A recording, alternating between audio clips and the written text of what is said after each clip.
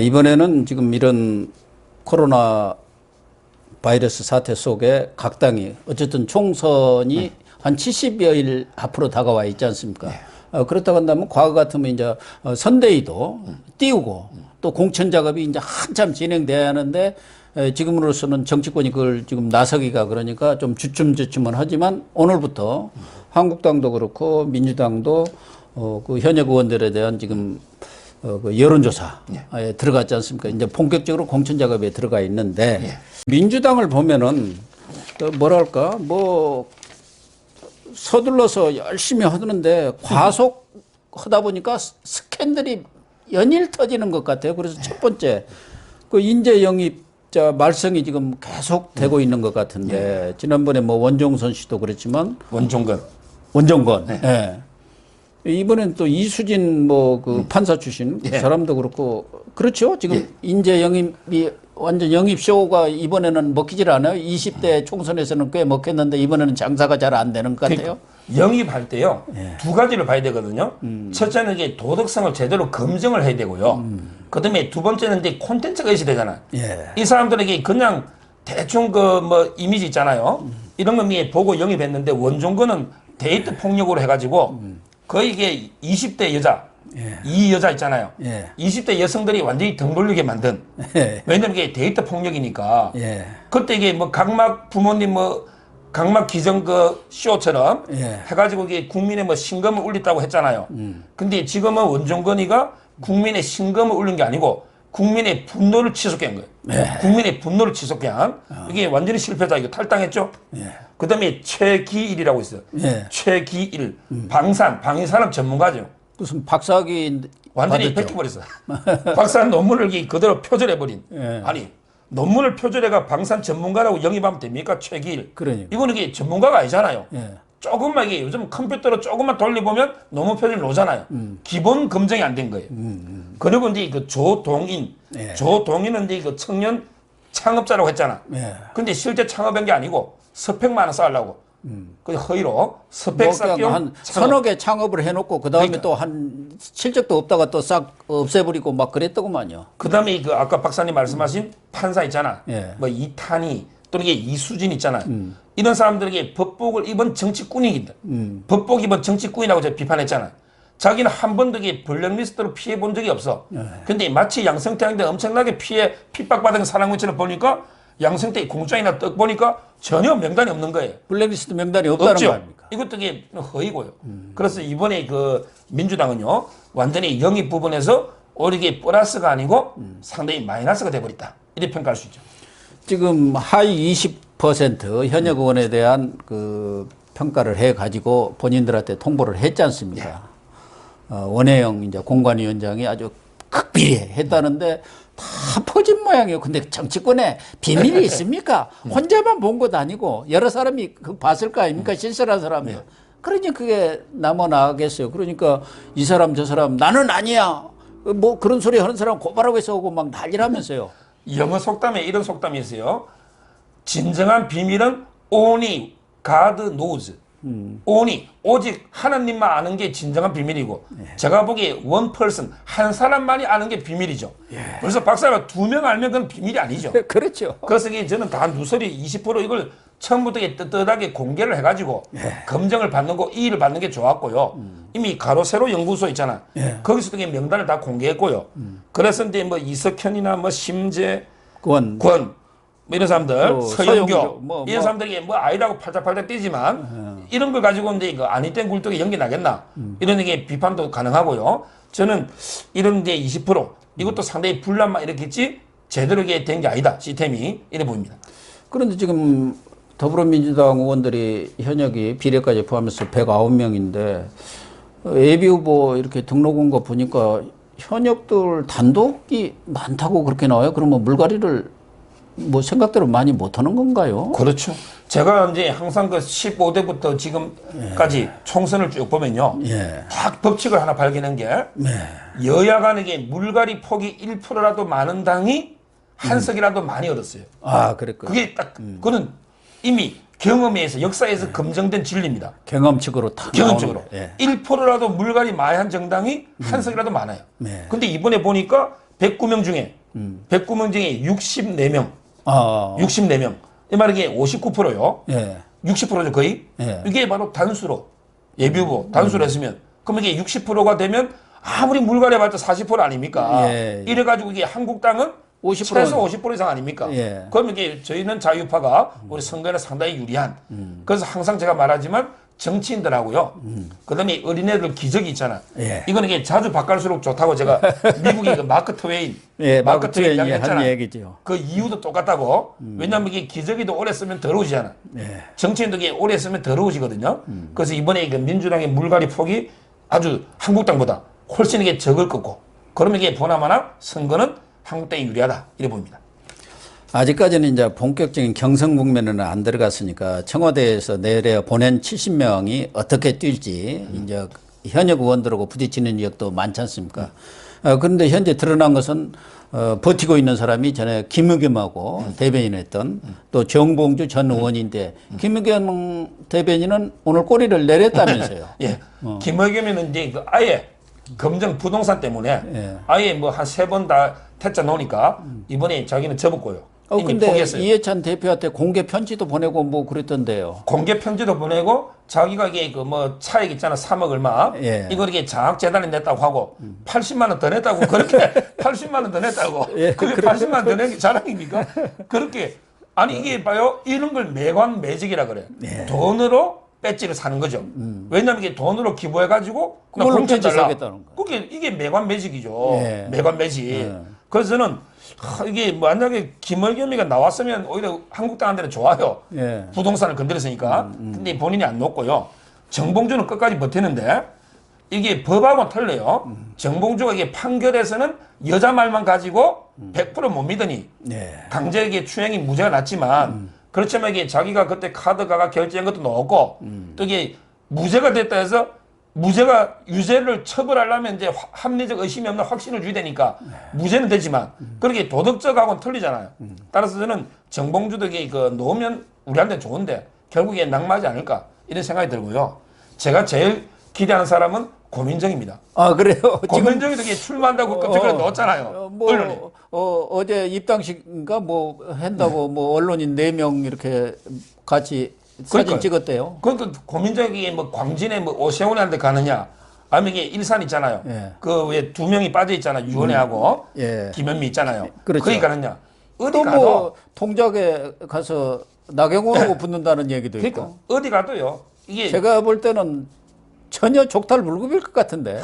정말 이게 저는 고민정이는요 정치 콘텐츠가 전혀 없는 거예요. 예. 전혀 없는. 대변인 이 사람이 할 이게 때도 그 그렇잖아요. 문재인의 경희대 후배인 거예요. 예. 그거 하나예요. 이게 그거 하나. 근데 경희대 다닐 때 제가 봤더니 노래패에서 노래 불렀더라고. 그러니까 얼굴은 이게 곰상하게 생겨 노래는 좀 할 줄 몰라도 정치 콘텐츠가 뭐가 있나요? 일단 핵에 뭐가 있습니까? 저는 이런 사람이 뭐 전략적에 놓으면 저희로서는 이게 땡큐 아닌가 이런 생각이 들어요. 어쨌든 민주당도 이제 본격적으로 공천과 관련해서 이제 소리들이 나오기 시작할 것 같은데 한국당도 공천 골머리 앓기는 마찬가지인 것 같아요. 지금 우선적으로는 홍준표 전 대표, 김태호 전 지사 이분들이 험지 출마를 아주 사양하면서 자기 고향 출마를 하겠다 이래가지고 지금 하는데 홍준표 대표 같은 경우는 당에서 공천 안 되면 나는 무소속으로라도 뛰겠다. 뭐 이런 얘기를 하고 있어요. 참. 일단 이게 홍준표는요. 또 이게 무소의 뿔처럼 뭐 혼자서 가겠다고. 예. 무소의 뿔. 그거는 비유가 안 맞고요. 근데 한마디로 이게 독불 장군이라 봐야지. 독불 장군. 자기 혼자 마음대로 그러면 이게 자기가 뭐 밀양에 공천 주면 PK 내 40석 책임질게. 그게 말이 됩니까? PK 40석 책임지려면 하다못해 김해나 양산이라도 가야지. 그럼 이게 김두관이하고 나 양산 을에서 한번 이기겠다. 예. 또 이게 김해 그렇죠. 예. 노무현 고향 가서 내가 잡겠다. 이래가지고 40석 책임지는 것도 아니고 자기는 이게 밀양에서 가만히 앉아서 거저에게 배지 달면서 40석 주는 이 말이 안 되는 거고요. 땅 짓고 헤엄치려고 그러는 거예요. 그렇습 저는 이제 결국은 뭐 김해 양산이면 또 몰라도 그거는 말이 안 되고요. 그리고 이제 그 지금이라도 저는 강북 있잖아요. 수도권 이게 험지로 와야 되고요. 끝까지 이게 만약에 고집을 피운다. 그러면 이게 방법이 없어요. 그냥 컷오프 시키면 돼요. 경선 기회도 주면 안 돼요. 현역이 아니라도 이게 컷오프 한다 했거든요. 경선 기회를 주면 이게 조혜진하고 누가 일지 모르니까 저는 컷오프 시기 가지고 본인에게 탈당해서 무소속 노는 거 외에는 밀양에 놓을 길이 없다. 이래 보이고 김태호도 그런 게 마찬가지다. 예. 거창은 안 된다. 하다못해 김해나 양산이면 또 몰라도 김동완이하고 아니면 이게 수도권 와야 되지 그 고향 거창 있잖아요. 그게 제 고향 지역구에 합천. 예. 그런 게 말이 안 된다 봐요. 뭐 이 두 분들 또 그렇지만 지금 가장 논란의 핵심은 계속적으로 뭐 이렇게 국민의 관심사이고 언론의 관심사입니다만은 과연 서울 종로에는 누가 나갈 것이냐 한국당에 아무도 나갈 사람이 지금 없는데 그동안 역시 그래도 저도 그렇고 뭐 우리 서 변호사도 비슷한 생각이던데요. 황교안 대표가 나가면은 이길 수도 충분히 있고 설사 지더라도 장렬하게 져야 보수가 산다. 그런 입장이란 말이에요, 저도. 근데 지금도 뭐 용산이다, 구로다, 동작이다, 강서다 여러 군데에다가 이렇게 뭐 여론조사만 돌리고 있는 모양인데 장소는 좀 떳떳하게 한번 써야 하는 거 아닌가요? 그래서 이게 그 제안대도 이게 여론 수렴을 좀 하길래 예. 일단 이게 그 캠프 분위기부터 보면요. 예. 분위기는 이게 종로를 안 나가는 게 좋지 않냐. 이런 데 분위기가 좀 많은 것 같아요. 그렇지만 이게 저는 개인적으로요. 물론 이제 이런 건 있어요. 우리가 이게 봐도 갈 때도 따라 뜨면 안 된다는 말 있잖아요. 예. 이낙연이가 먼저 선점하니까 야 이게 어쩔 수 없이 종로 끌려간다. 이건 아니지만 그래서 저는 우리가 이제 그 전체 큰 그림을 그리는 와중에 마지막 황교안 대표를 어디 보낼 거냐. 활용 점정으로 찍는 이렇게 우리 큰 전술에 따라 우리 스스로 결정해야 된다. 이낙연이 의식하지 말고 이런 생각은 들어요. 그 말은 맞아요. 그렇지만 저는 이 큰 그림에서 전략적으로 판단해 보더라도 결국 이 종로 외에는 답이 없다. 예. 이게 제 생각이에요. 예. 캠프의 분위기는 좀 틀려요. 저는 이게 왜 종로 외에는 답이 없냐 하면요. 지금 이게 종로 말고 가는 데는 김무성이처럼 광주밖에 없어요. 근데 광주는 확실하게 죽으러 가는 거지. 아, 그건 국민들이 그러니까 볼 때는 그 외에 정치 가지고 장난치잖아. 그 외에 어디 놓도 비난받을 수밖에 없죠.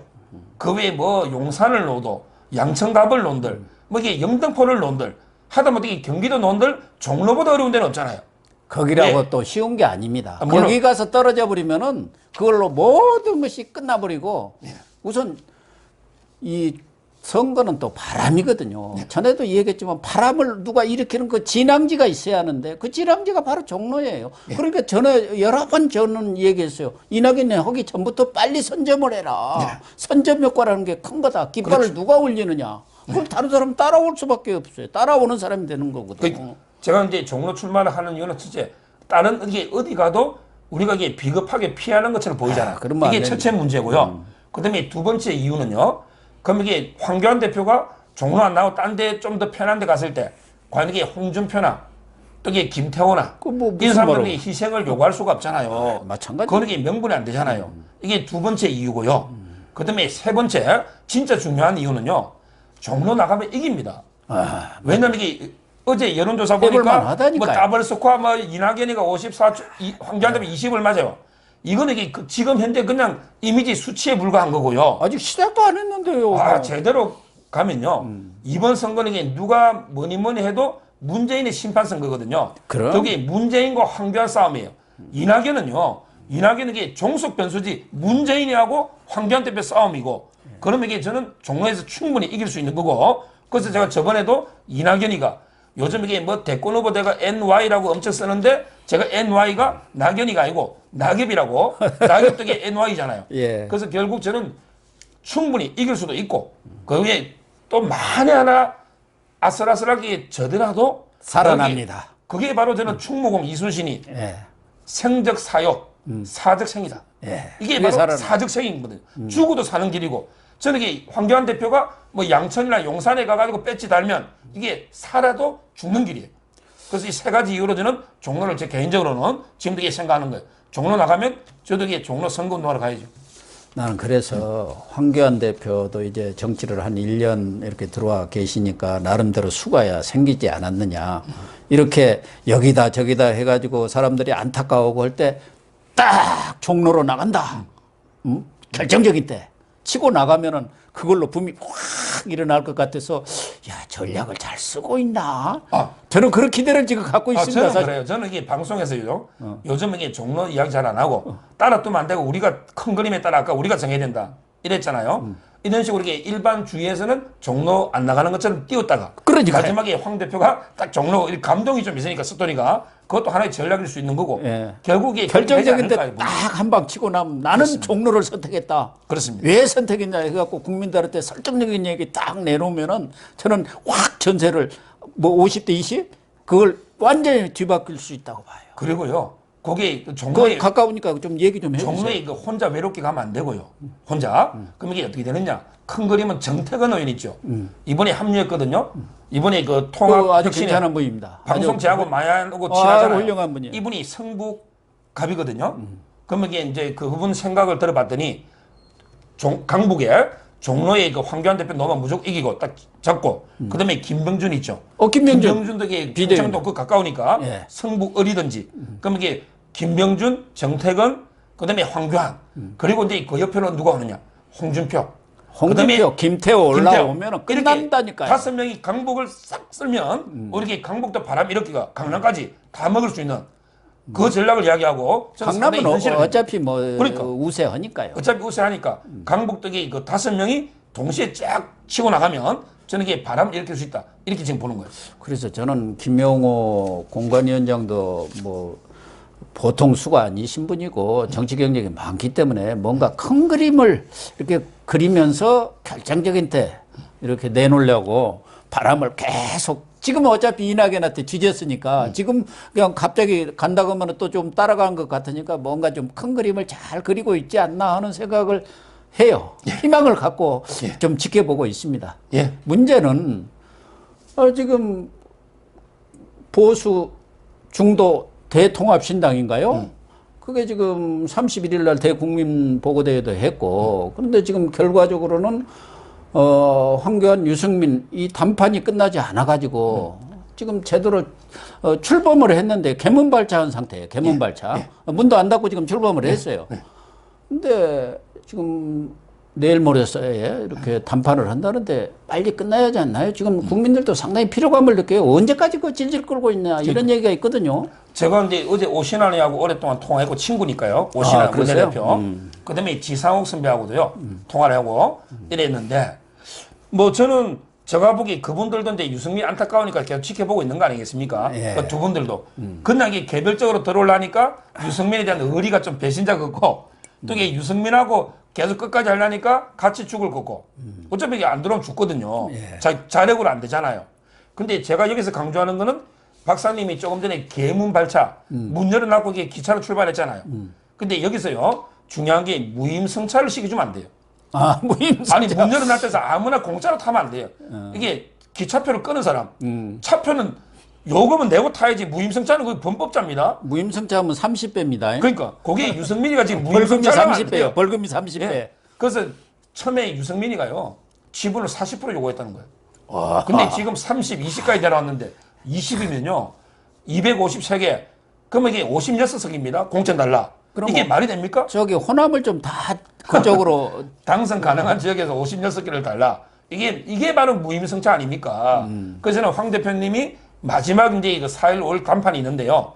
여기서 이게 원칙을 깨뜨려 가지고 유승민한테 대폭 양보해 가지고 지분을 주면요. 그럼 이게 지분을 어떻게 줄 겁니까? 그럼 경선하는데 방법이 없잖아요. 공감이 그럼 이게 그럼 당이 또 뭐예요? 대분열되고 대혼란이 옵니다. 따라서 저는 원칙을 지키기 위해서 경선 위주로 가야 된다. 그렇게 지분 나눠 먹기는 없다. 각 지역구마다 가장 당선 가능한 센 사람을 공천해야 된다.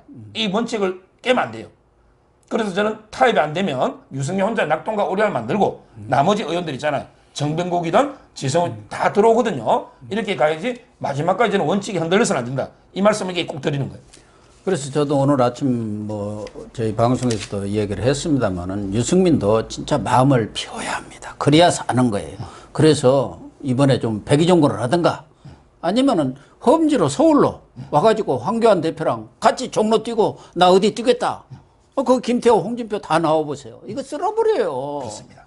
그 결단을 내려야 한다니까요. 수도권 험지로 가겠다. 이렇게 결단을 내려야 해요. 근데 자기 뭐 대구 동구인가요? 거기서 지금 아버지 때부터 지금 몇 대를 하고 있습니까? 그 말이 되나요? 그가 무슨 유승민 집안의 무슨 봉지입니까? 뭐 영지입니까? 그러니까. 아마 이제 황교안 대표가요 정치 입문은 좀 늦게 했지만 예. 제가 보기에 이제까지 보면 정치 구단이에요. 구단. 그래서 이제 그 현명한 선택을 할 걸로 저는 기대하고요. 조금 이게 지켜보면 될 것 같습니다. 예. 네, 시청자 여러분, 이제 총선이 70일 앞두고 있으면서 각 당에서 여러 가지 공천과 관련한 잡음도 나오고 또 저희들이 기대한 대로 또 희망적인 소식도 들려오지 않을까 합니다. 좀 더 관심을 갖고 지켜봐 주시기 바랍니다. 오늘 방송 마치겠습니다. 시청해 주셔서 감사합니다. 감사합니다. 아이고, 수고했습니다. 악수 한번 하십시다.